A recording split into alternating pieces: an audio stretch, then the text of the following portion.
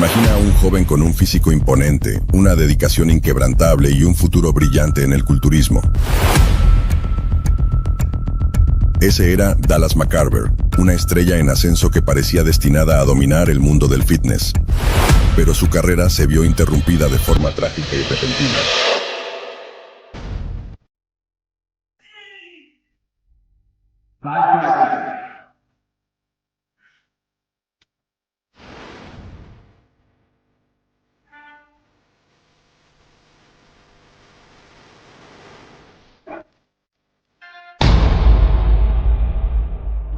Hoy exploramos la vida y el legado de la mayor promesa del culturismo que nos dejó demasiado pronto, que llevó a este gigante a su trágico final. Quédate hasta el final para descubrirlo. Dallas McCarver nació el 9 de abril de 1991 en Tennessee, Estados Unidos. Desde muy joven, mostró un interés y una aptitud excepcional para el deporte. Su pasión por el culturismo comenzó en la adolescencia, cuando se dio cuenta de su potencial para desarrollar un físico impresionante. Con solo 21 años, ya estaba compitiendo a nivel profesional, ganándose rápidamente el respeto y la admiración en la comunidad del culturismo. Dallas siempre destacó en los deportes durante su juventud, siendo un talentoso jugador de fútbol americano en su escuela secundaria. Sin embargo, su verdadero amor era el culturismo, una pasión que comenzó a tomar forma cuando levantó pesas por primera vez a los 14 años. Desde el principio fue evidente que tenía un don natural para el deporte. Con su altura de 1.83 metros y su estructura ósea robusta, Dallas tenía una base perfecta para desarrollar un físico impresionante. Sin embargo, su viaje no fue fácil. Creció en una familia de clase media en una pequeña ciudad, donde el acceso a equipos de entrenamiento y suplementos era limitado. Pero su determinación superaba cualquier obstáculo. Pasaba horas en el gimnasio local, utilizando el equipo disponible y buscando siempre nuevas formas de mejorar. Su ética de trabajo y su disciplina pronto llamaron la atención de entrenadores locales, quienes vieron en él un potencial increíble. Dallas no solo tenía el tamaño y la musculatura, sino también una ética de trabajo implacable.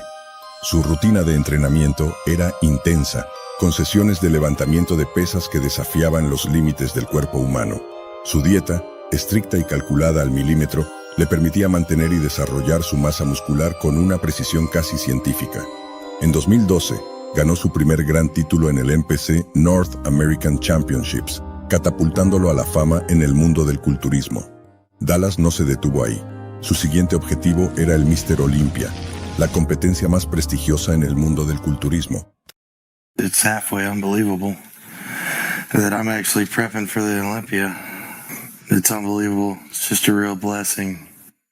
And as far as what the Olympia and doing the Olympia means to me, it just means that, anything's possible, really. It tells me maybe there is a such thing as dreams that come true. Trabajó incansablemente, entrenando 6 días a la semana, con sesiones de hasta 2 horas de cardio, además del levantamiento de pesas.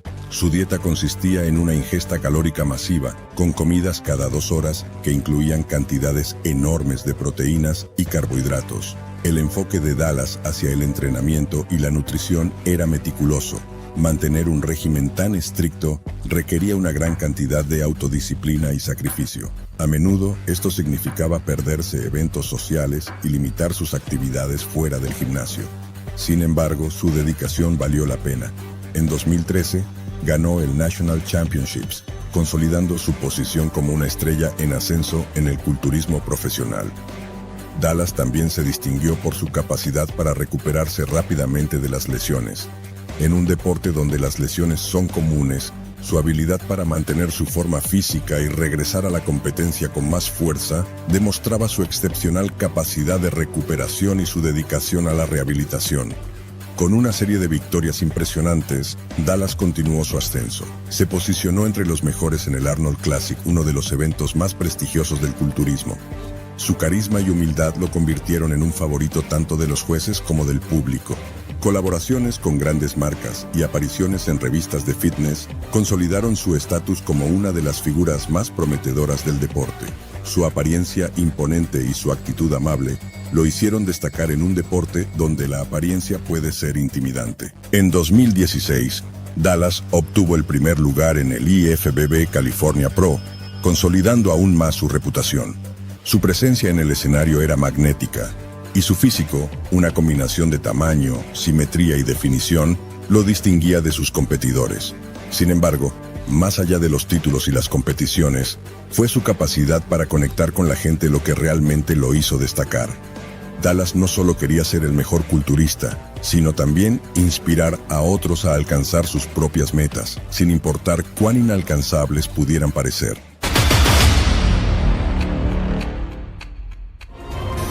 I'm not somebody else, but, at the end of the day, if it ends all of this and I'm laying in my bed, if I can look at myself and honestly say, hey, I blew it doing everything I could in my power to go where I wanted to go, I can sleep with that. What I can't sleep with is doing this for 20 years half-assed, never getting to where I want to be and dying old, just going, man, what if I would actually push myself? En marzo de 2017, durante el Arnold Classic Australia, Dallas casi colapsó en el escenario. Mientras posaba junto a otros competidores, su salud se deterioró rápidamente. Padeciendo una grave infección respiratoria que se convirtió en bronquitis, McCarver casi se desplomó ante la vista del público y de sus compañeros competidores.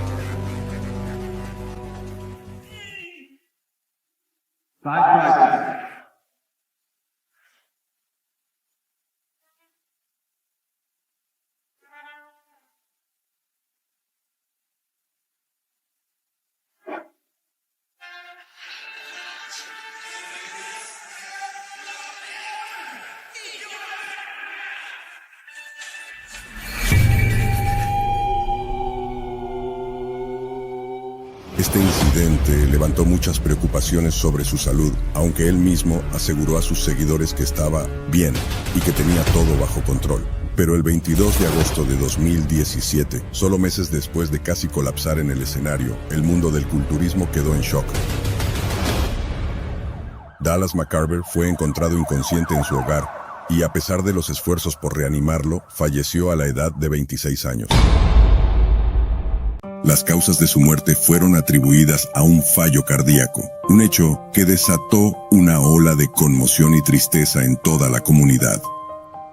The one thing that I would always say, if somebody asked me about Dallas, I would always say that he was incredibly hardworking, that he never left any stone unturned in the gym, here in the office, or really anywhere else in life. So if he could do it, he would go all the way and do it 100%. Su repentina partida dejó un vacío inmenso y muchas preguntas sin respuesta. En los días y semanas que siguieron, tributos y mensajes de condolencia inundaron las redes sociales. Amigos, familiares y compañeros de entrenamiento recordaron a Dallas no solo como un atleta excepcional, sino también como un amigo leal y una inspiración constante.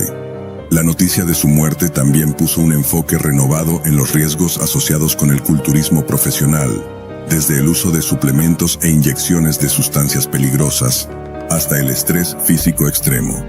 El legado de Dallas McCarver continúa inspirando a muchos en el mundo del culturismo. A través de sus logros y su trágico final, su historia sirve como un recordatorio de los desafíos y los riesgos que enfrentan los atletas en busca de la grandeza.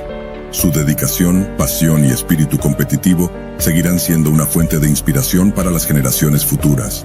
La muerte de Dallas también abrió un diálogo sobre la salud y la longevidad en el culturismo, un deporte que, aunque celebra la fuerza y la estética, también puede poner una enorme presión sobre el cuerpo y la mente. Las autopsias revelaron que Dallas había estado lidiando con una serie de problemas de salud que probablemente contribuyeron a su trágico final. Su corazón estaba agrandado, una condición común en atletas que someten su cuerpo a entrenamientos extremos y regímenes dietéticos intensos.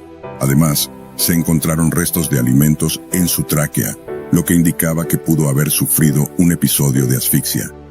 Estos hallazgos subrayaron los peligros inherentes a la vida de un culturista profesional, donde el equilibrio entre el rendimiento máximo y la salud personal es constantemente desafiado.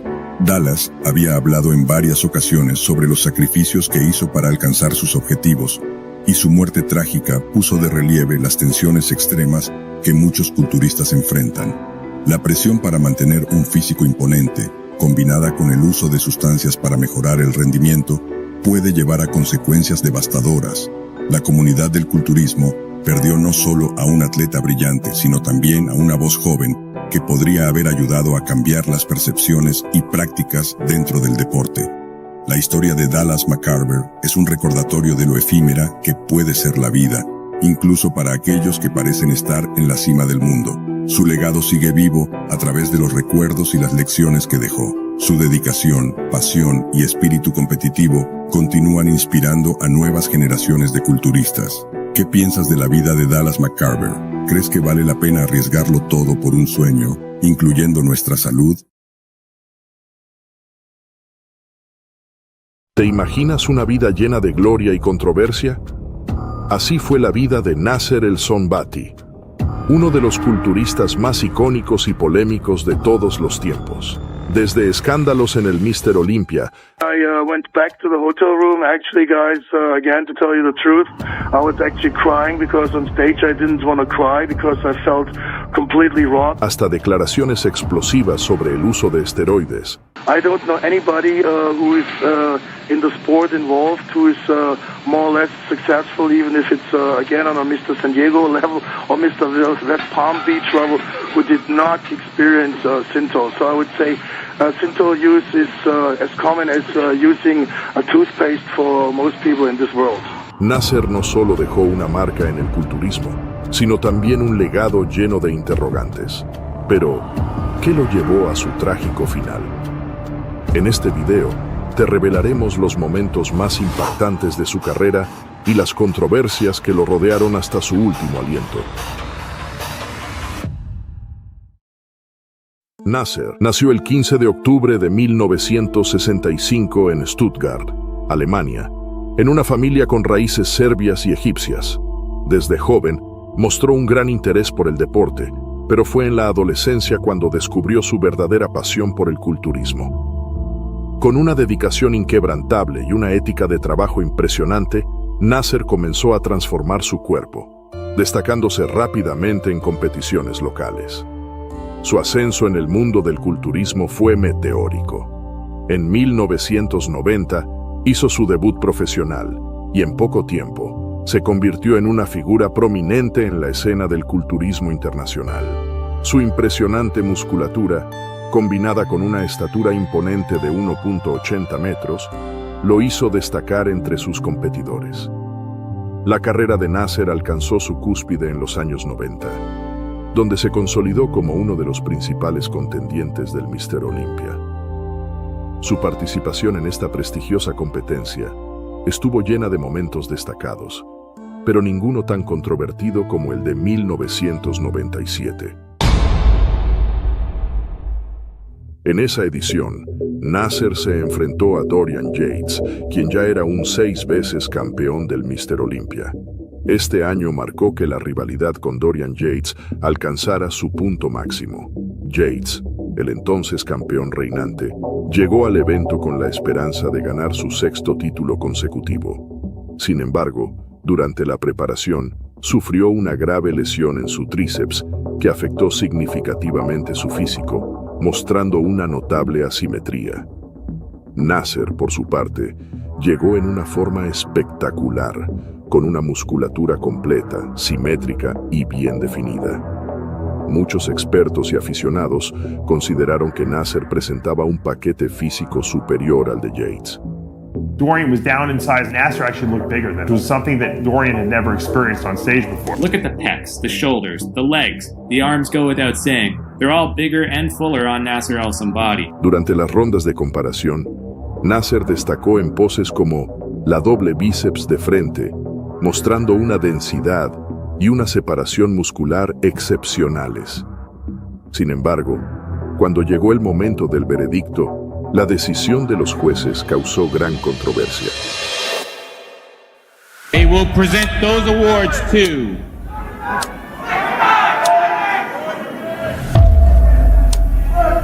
Nasser El Sonbaty.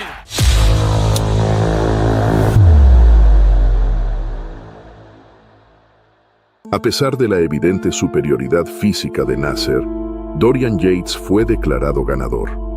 La decisión generó abucheos y protestas del público, y muchos acusaron a los jueces de favoritismo. Se rumoreaba que la IFBB, la organización detrás del Mr. Olympia, tenía intereses en mantener a Yates como campeón por su impacto comercial y mediático. Al día de hoy sigue existiendo esa polémica al punto de que leyendas como Jay Cutler y Ronnie Coleman se han pronunciado respecto a esto. I never really understood how Dorian Yates really won. This is the one that El Sombati should have won, right? That a lot of people say 97. Yeah, I thought he should have won easy. Nasser, visiblemente molesto, no dudó en expresar su desacuerdo con el resultado, alimentando aún más las teorías de corrupción y favoritismo en el mundo del culturismo profesional. You have obviously such a damaged body, you know, and you're still winning for perfect score with messed up and torn muscles. This is very questionable, you know, how the sport can continue existing with such kind of strange decisions. And I think he was more or less forced by specific people to retreat, and luckily he retreated. Esta polémica decisión sigue siendo debatida entre los aficionados al culturismo y se considera uno de los mayores robos en la historia del Mr. Olympia. Then I heard obviously Nasser looked good, but Dorian beat him from the back. The answer is, didn't I beat him from the front and from the side and from the other side? Besides that, from the back you see also the shoulders and the leg. Añadiendo que le había ganado un hombre con un vientre de una embarazada de 6 meses. La polémica de 1997 no solo se limitó a los resultados. Nasser también fue muy crítico con la organización del evento, señalando irregularidades en la manera en que se manejaban las competencias y sugiriendo que había una falta de objetividad en la evaluación de los culturistas. Estas declaraciones lo pusieron en el centro de un debate acalorado sobre la integridad del Mr. Olympia. Afirmó que la organización le había dado la victoria a Dorian porque no querían que se retirara con una derrota, ya que ese fue su último Mr. Olympia antes de su retiro. A pesar no haber existido una buena relación entre estos dos titanes, Dorian admitió muchos años después que Nasser había lucido increíble y que fue el más cercano que estuvo de acabar con su racha. Probably the guy that came closest to beat me also. In 1997, I was definitely not at my best. I had the tricep injury going into that contest, and Nasser was very good, so it was a very close contest. Some people think she should have won. Aunque también añadió que Nasser era hipócrita, o como le dicen en Inglaterra, un doble cara. Nasser Al Sombati, never really got on that well with him. Really? No, I never did. I found him to be, what's the word? In England we say two-faced. Después de esto, a medida que pasaron los años, las puntuaciones de Nasser El Sombati seguían bajando. My physique was somehow at the wrong time, at the wrong place. But then, when Dorian basically stepped out, they started throwing me more and more down as well. Because I didn't win against him, but at the same time, when his time was over, it looked almost like my time would be soon over. And at the end, it was like that. Nasser was really never the same after that. He looked great in the '98 Olympia when Ronnie and was first and won his first Olympia, and then Flex was second. He was third, Nasser, and he looked great there too. But he just couldn't beat these genetic freaks. It was an era of, like, you know, shape, symmetry, and size. Hasta que en 2005 puso punto final a su carrera, sin antes revelar los secretos más oscuros, afirmando lo siguiente: los mandamases de este deporte exigían a los atletas a ponerse en una condición cercana a la muerte. En el culturismo hay una gran cantidad de atletas adictos a las drogas. Lo más triste de este negocio es que el 95% de los culturistas profesionales tienen que vender droga, prostituir, trabajar de seguridad o hacer para subsistir. Es un deporte gobernado por hipócritas que solo miran su beneficio. Nasser El Sombati fue una de las pocas figuras del culturismo que habló abiertamente sobre el uso de esteroides y otras sustancias en el deporte. En múltiples entrevistas, reveló la realidad detrás de las competencias, afirmando que era imposible llegar a la cima sin recurrir a estos métodos.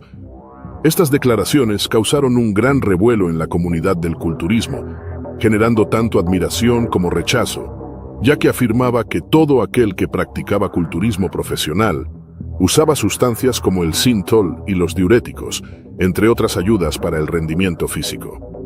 I don't know anybody who is in the sport involved who is more or less successful, even if it's again on a Mr. San Diego level or Mr. West Palm Beach level, who did not experience Synthol. So I would say Synthol use is as common as using a toothpaste for most people in this world. Nasser detalló su propio régimen de uso de esteroides y otros fármacos, explicando cómo estos le permitieron mantener su tamaño y definición muscular a lo largo de su carrera.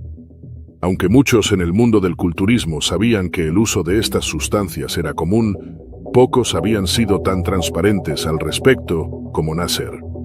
Sus revelaciones ayudaron a destapar la realidad de la industria y provocaron un debate sobre la ética y los riesgos asociados con el uso de esteroides.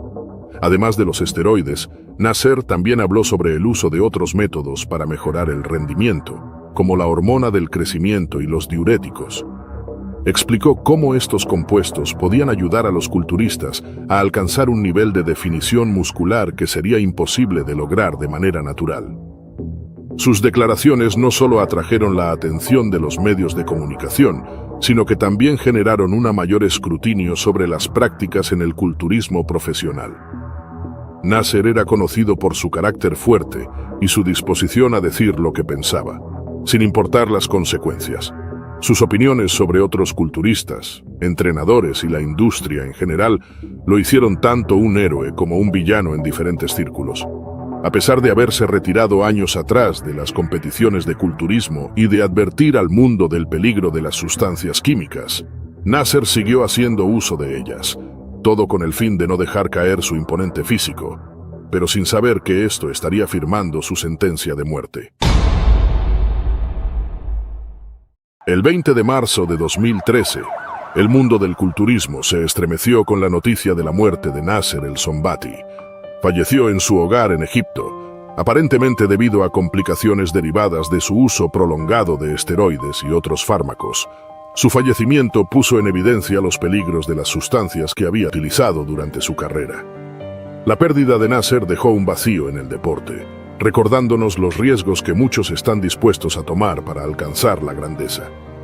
La noticia de su muerte conmocionó a la comunidad del culturismo. Muchos de sus compañeros y admiradores lamentaron la pérdida de una figura tan influyente y talentosa. I gotta be honest, I never ever laughed as much as when I was with Nasser. So may he rest in peace. I hope he's watching that and laughing over there, because we did have some good times together. Yeah, but you wasn't there. You didn't see him. One of my best friends. El Sonbaty, yeah. Nicest guy ever. Al mismo tiempo, su fallecimiento reavivó el debate sobre los riesgos asociados con el uso de esteroides y otras sustancias en el culturismo. Las circunstancias de su muerte subrayaron la necesidad de un enfoque más seguro y ético en el deporte. Tras su muerte, surgieron informes de que Nasser había estado lidiando con problemas de salud durante varios años, incluyendo insuficiencia renal y problemas cardíacos. Estos problemas fueron exacerbados por su uso prolongado de esteroides y otros fármacos. La tragedia de su fallecimiento sirvió como un recordatorio sombrío de los peligros que pueden enfrentar los culturistas profesionales. La vida de Nasser El Sonbaty estuvo llena de triunfos y controversias, reflejando tanto la gloria como la oscuridad del culturismo profesional. Su legado perdura no solo por sus impresionantes logros en el escenario, sino también por su valentía al hablar sobre los aspectos más oscuros del deporte. Because bodybuilding is about lifting weights. That's what it's about. It's about pumping iron. It's not about injecting, but over the years, it's actually became more about injecting than lifting weights. This is not making me look good right here, what I'm saying, but I'm just being honest and I'm being straight and I'm telling people the truth. Rich Piana fue un hombre que vivió su vida al límite, desafiando los estándares del culturismo y llevando su cuerpo a extremos que pocos podrían imaginar. Rich fue una leyenda del fitness, conocido tanto por su físico monumental como por su brutal honestidad. Pero a pesar de sus advertencias sobre los peligros de los esteroides, su trágico final nos recuerda que incluso aquellos que parecen invencibles son víctimas de sus propias decisiones. Hoy te contamos cómo Rich Piana, quien intentó ser una advertencia viviente, terminó pagando el precio más alto.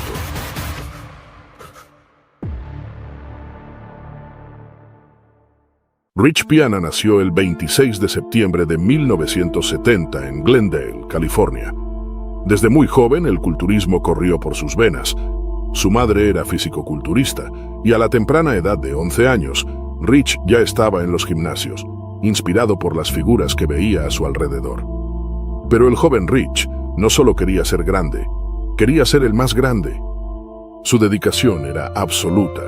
Mientras sus compañeros de escuela jugaban al fútbol o baloncesto, él pasaba horas levantando pesas, moldeando cada músculo de su cuerpo. A los 15 años, Rich se subió por primera vez a un escenario de culturismo, pero su ambición no tenía límites.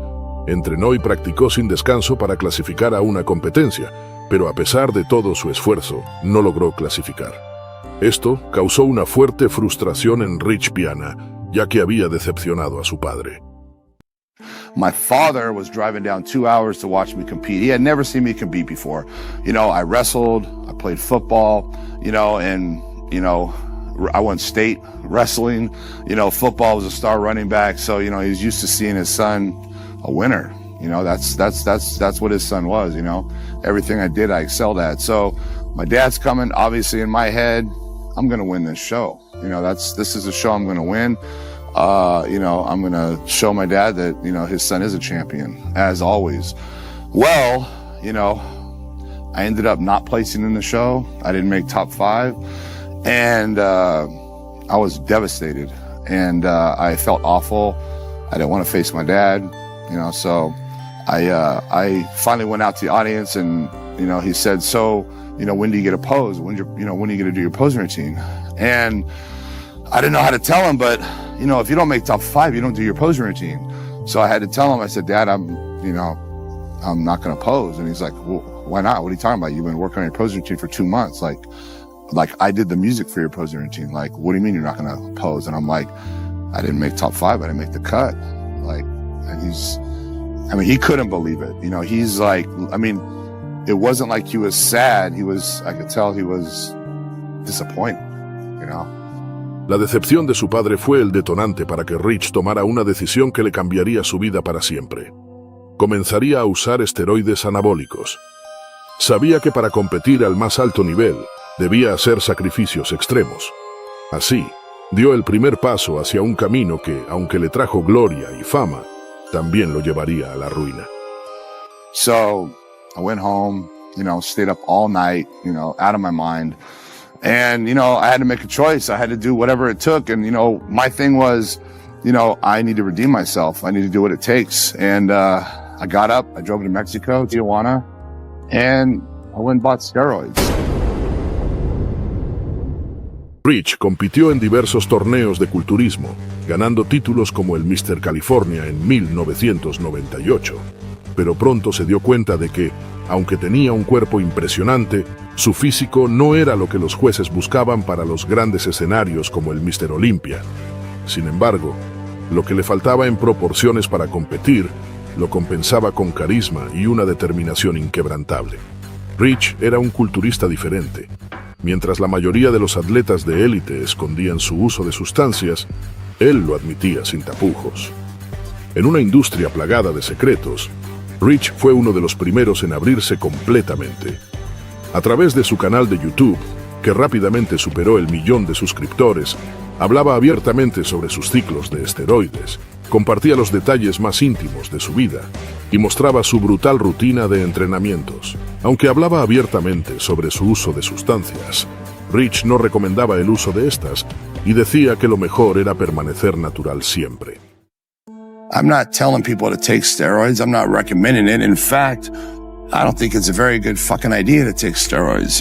If you can stay natural for as long as you can, that's the way to go. You stay natural your whole life, that's the way to go.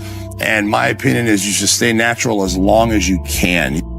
The way I look at it, a lot of people don't see this, is if you are training 2 to 3 hours a day, you're eating 6 to 10 meals a day, and you do this repeatedly for 20 years, just think about that logically for 1 minute. 20 years of working out every single day, 3 hours a day, eating 6 to 10 meals a day, how much muscle could you actually put on?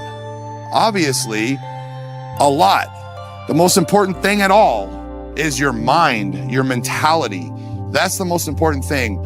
You have to believe to achieve. And if you believe that you can accomplish those goals, you will. I just want people to realize that it's not necessary. It's not mandatory. You can accomplish your goals without it. As long as you're willing to work your ass off and willing to do whatever it takes, you can. Now, is it going to take longer? Yes. Is it going to be harder? Yes. And, you know, you have to be willing to do that. Su lema, whatever it takes, lo que sea necesario, no solo representaba su mentalidad hacia el culturismo, sino su vida entera. Piana se convirtió en una de las figuras más influyentes del fitness, pero no por ser el más estético o el más competitivo, sino por su autenticidad. La gente lo seguía porque no tenía miedo de decir la verdad, por incómoda que fuera. Rich sabía que lo que hacía no era sostenible, y lo decía en cada video. I'm totally 100% aware that damage is being done to my body by the choices I am making.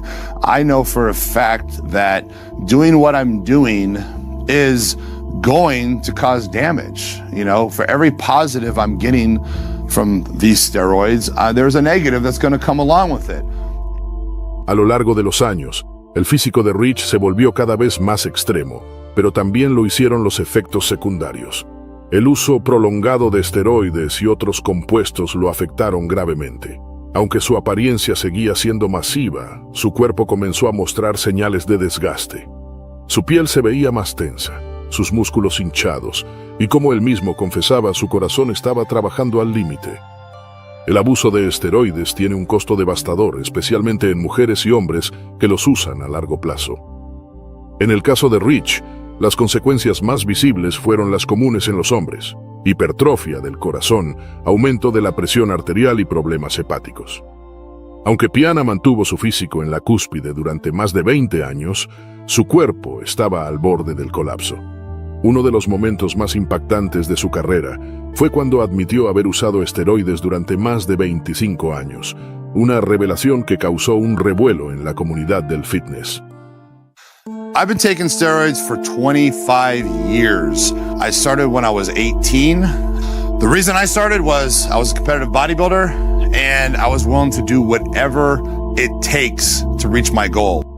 A pesar de su advertencia constante a los jóvenes para que pensaran 2 veces antes de seguir su camino, muchos veían en Rich un modelo a seguir, sin entender del todo las consecuencias que lo acompañaban. Piana entendió que su verdadero éxito no estaba en el escenario, sino fuera de él. Fundó la marca 5% Nutrition, que rápidamente se convirtió en un fenómeno global. Para Rich, ser parte del 5% significaba estar dispuesto a hacer lo que fuera necesario para lograr tus sueños, sin importar el sacrificio. A través de sus productos y su filosofía, inspiró a millones a llevar su cuerpo al límite.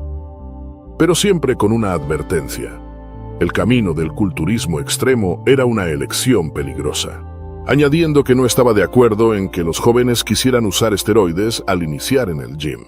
You know, thing is I can't really say I'm for steroids, but I'm not really against steroids. You know, it's a personal choice. I'm really against young kids taking steroids. You know, teenagers, even in your early 20s. I'm really against that. And the problem nowadays is it's almost like young kids join a gym, and when they join the gym, they buy the steroids. It's like in the old days, it was like we join a gym and we go buy protein powder. You know, that's what we do. Yeah, I just joined a gym, so I need protein powder. Now, it's like I just joined a gym, I need steroids. You know, and it's like the day they start the gym is the day they start the steroids. And it's almost like they go hand in hand. And it really is out of control. Rich no solo se destacó en el gimnasio. Sus apariciones en eventos, exposiciones y entrevistas lo convirtieron en una de las caras más reconocidas del fitness. Pero lo que lo hizo único fue su constante esfuerzo por ser honesto con sus seguidores. Cada video, cada post en Instagram, cada entrevista tenía el mismo mensaje: No hagas esto si no estás preparado para las consecuencias. And, I have made a choice and I'm willing to deal with that. I'm willing to take those chances. I'm willing to roll the dice. And that's something that you have to be willing to do. But if your choice is to go down that road, don't sit and think that nothing's going to happen, that everything's great. I don't think that way about anything. Anything's possible. And I'm not saying that this is the right choice. I'm not saying I'm smart. I'm not saying this is what you should do, what anyone should do. I'm just saying what I'm doing. And basically, there are plenty of side effects that happen, and there's plenty of people that have gotten a huge amount of medical problems due to the use of steroids. En agosto de 2017, la tragedia finalmente golpeó. Rich Piana sufrió un colapso en su casa de Florida, mientras su novia le cortaba el cabello. Inmediatamente fue llevado al hospital, donde permaneció en coma inducido durante más de 2 semanas. A pesar de los esfuerzos médicos, Rich falleció el 25 de agosto de ese año.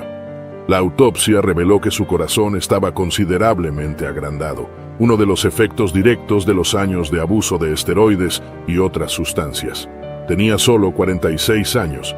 Su muerte sacudió al mundo del fitness y dejó una sensación agridulce entre sus seguidores. Aunque Rich siempre había advertido sobre los peligros de las sustancias, su muerte fue un recordatorio brutal de que nadie es inmune a los efectos devastadores de un estilo de vida tan extremo. Rich Piana dejó un legado complejo. Fue un ícono del fitness, un hombre que vivió y murió bajo sus propios términos. Su honestidad brutal lo convirtió en una figura respetada, pero su trágico final fue la prueba de que, a pesar de las advertencias, nadie puede escapar de las consecuencias de sus decisiones. Haz lo que sea necesario, decía, pero siempre con la advertencia de que ese camino tiene un costo. Hoy, su historia sigue siendo una advertencia para aquellos que buscan el éxito a cualquier precio. Rich Piana, el hombre que nos advirtió sobre las sustancias, es ahora la lección más importante sobre los peligros del culturismo extremo.